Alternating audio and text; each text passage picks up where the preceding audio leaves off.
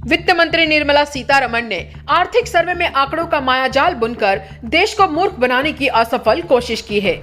मोदी सरकार आर्थिक सर्वे के जिन आंकड़ों के जरिए खुद की पीठ थपथपा रही है, असल में यही आंकड़े उसकी बेढंगी आर्थिक नीतियों की पोल खोल रहे हैं। सबसे पहले तो मोदी सरकार के दिए आंकड़े ही यह साबित करते हैं कि वित्तीय वर्ष 2021 से 2022 में भारतीय अर्थव्यवस्था का आकार वित्तीय वर्ष 2019 से 2020 के बराबर ही रहेगा। सरल भाषा में पिछले 2 वित्तीय वर्षों में मोदी सरकार ने देश को बर्बाद करने के अलावा कुछ नहीं किया। इन्हीं 2 सालों में 4.6 करोड़ भारतवासियों को गरीबी में धकेल दिया गया। देश की 84% आबादी ने अपनी आय कम होते देखी है। हालत यह है कि देश में प्रति व्यक्ति निजी उपभोग खर्च अभी भी 2019-20 के मुकाबले 5% कम है।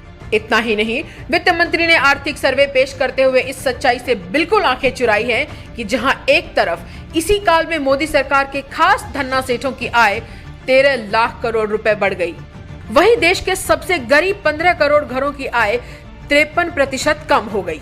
इन हालातों में मोदी सरकार ने जीडीपी के 8% से 8.5% की दर से बढ़ने का जुमला छोड़ा है, जबकि सच ये है कि इतनी दर हासिल करने के लिए जीडीपी के अनुपात में निवेश 38.25% होना चाहिए।